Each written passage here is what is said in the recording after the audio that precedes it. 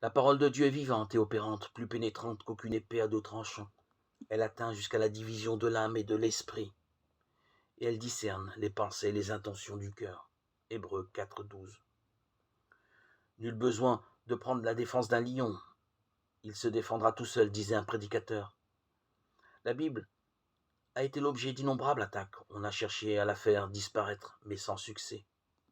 Aujourd'hui, beaucoup contestent qu'elle soit ce qu'elle affirme être, la parole de Dieu.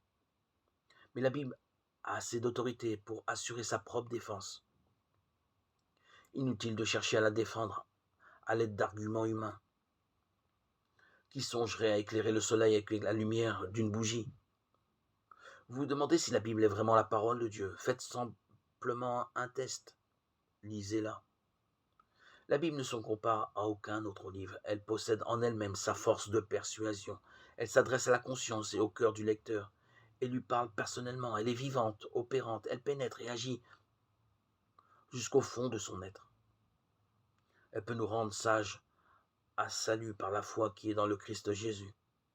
Toute écriture est inspirée de Dieu et utile pour enseigner, pour convaincre. De Timothée 3, 15-16. Laissons-la s'imposer à nous avec l'autorité divine qui est la sienne.